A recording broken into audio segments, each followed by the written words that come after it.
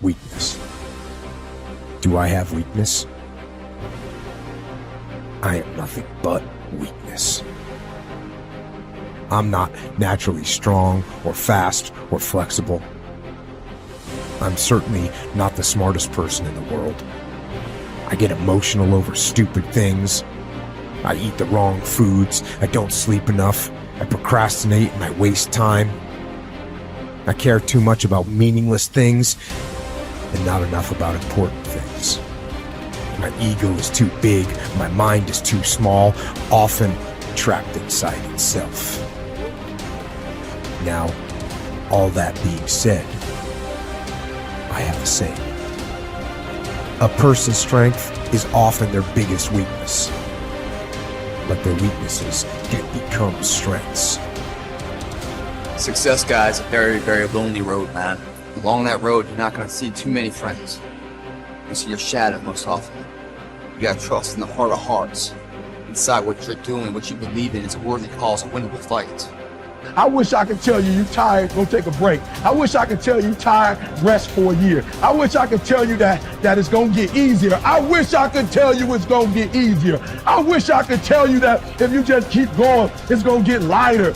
I dare you to take a stand today to say no more. I will no longer accept this for my life. I dare you to take action today. I dare you to write your goals down and get someone to hold you accountable. I dare you to hold yourself accountable. I dare you to give up everything that is keeping you from your dream, to say no to all the negative influences. I dare you to pick up a book instead of a drink. I dare you to work harder than you think you did yesterday. I dare you to prove them wrong. I dare you to prove yourself right. I dare you to stand up as a man or as a strong woman, as whoever you are, and declare that you are going to claim a bigger and better life for yourself. When you get to the point where enough is enough, when you get to the point where it hurt real bad, when you get to the point when it's over, when they're tired, when they're frustrated, when they're ready to give up, when they spent their last dime, that's when they get started. But what you cannot do is you cannot quit during the process. You cannot give up because it ain't what you see. You cannot give up. Pain is there to make you better. Without struggle, there can be no victory. And let me tell you, when you've been through pain, when you've fought for where you are, you ain't gonna let anyone take away what you got. When you've earned it and paid your dues and suffered and failed, been hurt and been down, and you get back up, when pain and struggle comes to face you again, you look it in the face and stand it down. Because you've been through too much. You're too strong now. Everything that has happened to you up until this point has made you who you are. And it will continue to mold you into who you will be. How do you overcome the suffering of life? Is be a better person. That's how you do it. Well, that's hard. It takes responsibility. And I think, if you said to someone, you want to have a meaningful life? Everything you do matters. That's the definition of a meaningful life. But everything you do matters. You're going to have to carry that with you.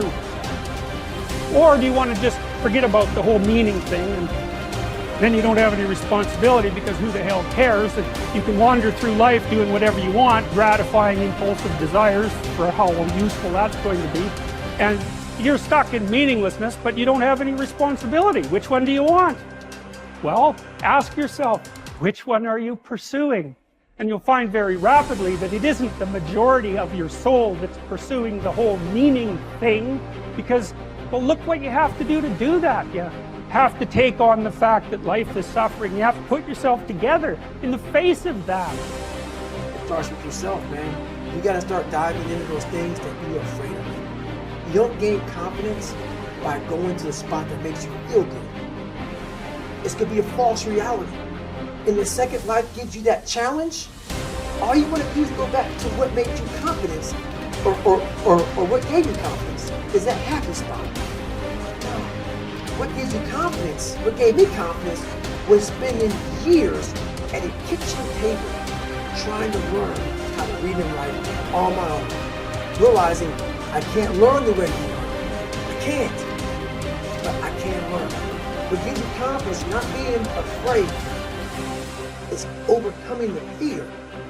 I used to stutter severely bad. So right now, I don't know how many people are going to watch this. You know what gives me confidence? Is knowing I no longer care if I sit here and start stuttering again. That's what gives me confidence, is facing these things, overcoming them. And maybe not overcoming them every day, but facing them. And facing them, facing them. Pretty soon like this, oh man, this is where it's at. It's not in that comfort zone. It's in the discomfort zone is where my confidence is getting built. That's where it's getting built. The people want they want an easier answer. There has to be an easier way. It's not. I'm sorry. I searched for it my entire life. I did. I lied. I did everything. And I still felt empty. I walk around with a backpack with all my stuff with no car. And I walk around happiest person in the world. Have nothing. Happy as hell. It's because I found out the whole key to life. It's not in all that. Have to face yourself. So many people live to be 100 years old and they die miserable, having everything, because they never examine. I call it my live autopsy. You never examine this. Happiness, peace, enlightenment, it's all up here, man. It's all up here. And when I start talking like this, people are, man, I don't know. It's the truth, man. It's all up here. You just gotta be willing to go and face it. And that's the hard part. Attitude is a reflection, a result of a person's will. It is incalculably powerful. It can bring about marvelous results for us, but we need to train it patiently, day by day. Now let's talk about the attitudes of people who are successful. The top 5% of the people who go sailing through life from one success to another and who, even when they fail at something, shrug it off and head right out again. No matter who the person is or what he does, men and women in sales, business executives, people in all the professions, wives and mothers, students, top people in the armed forces, public servants, men and women in the service of religion, working men and women in all fields of endeavor, wherever you find a person doing an outstanding job and getting outstanding results, you will find a person with the right kind of attitude. These people take the attitude toward themselves that they can accomplish what they set out to accomplish, that there's no good reason on earth why they can't be competent, successful. They have a healthy attitude toward themselves and, as a result, toward life and the things they want to accomplish. And because of this, they achieve some remarkable things, and they come to be called successful, outstanding, brilliant, lucky, and a lot of other things. They're quite frequently no more brilliant or outstanding than the majority of the people by whom they're surrounded. But they did develop the right attitude, and they found their accomplishments not too difficult, and many times surprisingly easy, simply because it seems that so few are really trying, really believe in themselves. Successful people come in all shapes and sizes and in widely varying degrees of intelligence, background, and so on. But they all have one thing in common. They expect more good out of life than bad. They expect to succeed more than they fail. If you want something worthwhile, take the attitude that there are a lot more reasons why you can have it than there are that you cannot, and set out to earn it. Go after it, work at it, ask for it, and 9 times out of 10, you'll get it. Our environment is really a mirror of our mental attitude. If we don't like our environment, we have to change our attitude first. Your ability and willingness to discipline yourself to accept personal responsibility for your life are essential to happiness, health, success, achievement, and personal leadership. Accepting responsibility is one of the hardest of all disciplines, but without it, no success is possible. The failure to accept responsibility and the attempt to foist responsibility for things in your life that make you unhappy onto other people, institutions, and situations completely distort cause and effect, undermine your character, weaken your resolve, and diminish your humanity. They lead to making endless excuses. There is a direct relationship between the acceptance of responsibility and the amount of personal control you feel you have over your life.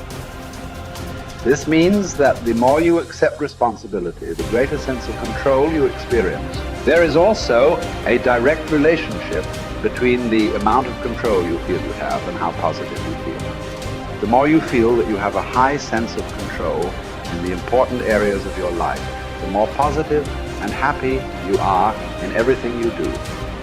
When you accept responsibility, you feel strong, powerful, and purposeful. Accepting responsibility eliminates the negative emotions that rob you of happiness and contentment.